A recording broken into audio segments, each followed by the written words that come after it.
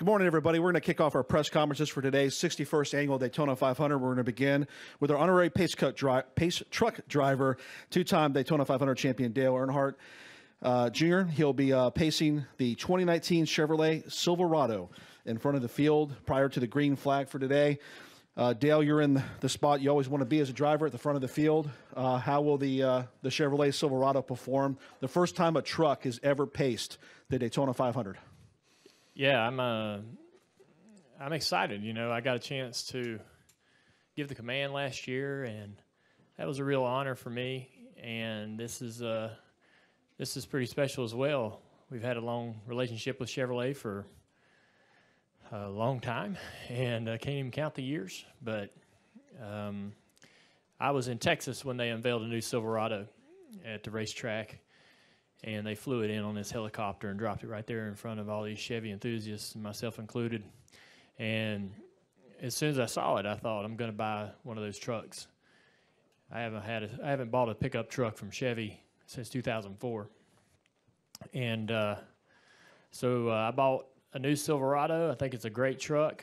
I like what they've changed on the body of the truck and the style. So I didn't know that it's the first truck to ever pace the field for the race, so that's pretty unique and it's pretty special for me to be able to do it. And joked on the podcast this week that maybe next year we'll wave the green flag, and then we'll try to find other odd jobs each year as we go forward. See if the folks on Twitter can't get creative and come up with some other things we could do each season. But I just like being here. It's a great excuse to be here. I love this race. It's a very proud time for our sport, and it brings me here. This opportunity with Chevrolet brings me here and allows me to be here to experience it just like everybody else, and so I'm thankful for that. Okay, we've got wireless microphones. Please raise your hand, and we'll bring it to you. Time for a couple questions. We'll start off with Greg right here. Hey, Greg. Dale. Short night. Yes, it's been a long trip down here, I imagine. Sir. And I live here. Gregging a lot a week. You could paint the grass. You were talking about jobs. They have. Yes. You could do that. On a serious note, coming in this morning, you and I kind of walked in together, and it was a cool experience, but when you were recognized, it was like seeing a movie star. And you still get a kick out of that kind of stuff? Because all of a sudden the crowd, I mean, literally people were running. Oh my God, it's my birthday! You got to take a selfie. And do you kind of get a thrill out of that? And also as a follow up, the Silverado you got, did you get that cool camping kit like they got on the ones over here in the Experience? I still certainly get a kick out of that. It's awesome to be remembered or thought of, and you hope that you made an impact when you come through the sport. So that's a great feeling for people to recognize that. I watched the Xfinity race up in the suite yesterday and saw those tents in the back of those Silverados in the Chevy Experience, and started trying to figure out who I could contact at Chevrolet to get the model numbers because I was going to buy me one. But my brother-in-law, Kobe, who sent with me, said I don't have much of a chance to get Amy to sleep in it with me. So I might just be in there by myself. But pretty neat, you know. And they've had a family here this week staying in those over to Chevy Experience, which is a great story as well. And so that's been a lot of fun to learn about. But, yeah, the new Silverado, I'm pretty happy to have one. And I like owning it, you know, so it's my truck. I take care of it. And I've had a lot of company cars over the years through my job as a driver, and it's a different experience and appreciation for the vehicle when you own it yourself. Let's go to Ryan. Ryan McGee, ESPN. Dale, I wanted to ask you, what's been the response to your book, which is available at fine bookstores all over the world?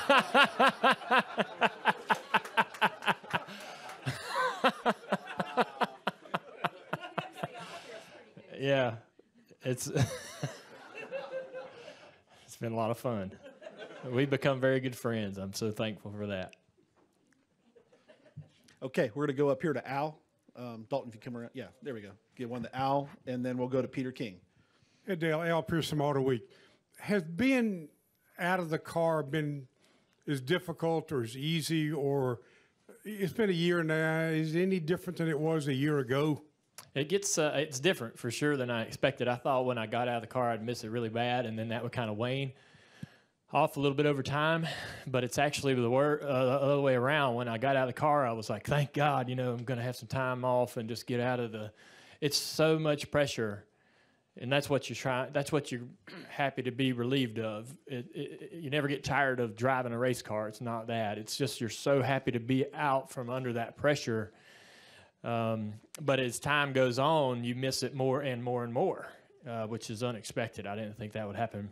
Just out there today doing these laps in the Silverado, taking some of the media around and so forth, you just think you're driving around the track and all these memories are popping up, and you're just thinking about all the fun the guys are going to have today. They're going to have a great time out there in the race, driving the cars and working the draft and playing around out there and trying to figure out what works and what doesn't.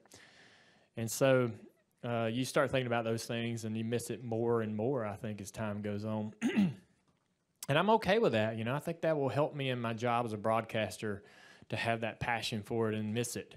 You know, that will keep some of that energy and that spirit in my work going forward from the booth. So I think if I didn't miss it, and I wouldn't do as good a job in the booth, I think, if I didn't miss it as much. Good memories and bad overall. Yeah, I don't even think about the bad ones. You certainly, when you come to Daytona, you think about winning it. You think about 04, 2014. You think about how those races played out. You think about that night after the race and getting up the next morning all hungover, going over there at breakfast and putting that car in Daytona, USA, and feeling terrible. Nobody had any sleep. You think about the media tour afterwards. I wasn't sure I'd enjoy the media tour, but it's so fun. You're just celebrating that win. It's like Victory Lane lasts a week. You know, you're going everywhere telling your story about how that happened and what you did and what you experienced, and that ended up being really a lot of fun. So a lot of great memories. Thank you. Yep. Okay. Peter? Dale, hi. Peter King, CBS News Radio. Last year, NASCAR had ups and downs, and it was a tough year in many respects. Going into the new season, to you, what makes NASCAR relevant to the fans this year? And is the Great American Race still indeed the Great American Race? I look at the sport from start to present day. I wasn't around in the 50s or 40s, but I've done my homework and try to be as aware of where we were and where we've came from. And I love stock car racing and NASCAR, and I kind of take offense to anybody who has any crosswords about it. You know, it's kind of like your brother. You can talk all the crap you want to him, but you won't let anyone else do it. And we can't ride at the top of the mountain forever. There'll be ups and downs and good days and bad days, and you weather the storm, you know. And if you love it and you believe in it, you stick in there and you gut it out, and because you believe that it'll cycle back to the good. And so you work through the bad days and knowing there'll be good days ahead. And I think that's what a lot of us have been doing. And this race is everything to me. It's all, I grew up around the sport. I lived the sport. So of course this race to me, I'm probably the worst person to ask that question to, because I'm going to tell you every day of the year that it's the biggest race that I ever wanted to win and did win. So, I think that there's a lot of great conversation going on. There's a lot of great, I'm getting in the weeds a little bit, but there's a lot of great change happening. There's some really, really good people that have got the steering wheel right now. And there's some great conversation and great things being said, and the media's done a great job of sharing that with all of us and helping us understand sort of where the industry's headed. So I'm excited about the next, 5 to 10 years. It's going to be a really interesting transition, and I think it's going to be good. Yep.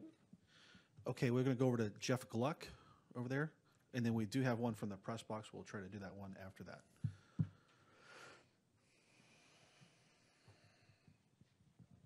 Hey, Dale, Jeff Gluck from jeffgluck.com. If the leader is not side by side with somebody, like either they're defending two lines or it's single file, whatever, going into the last lap, what do you think the percent chances are that they will win the race today?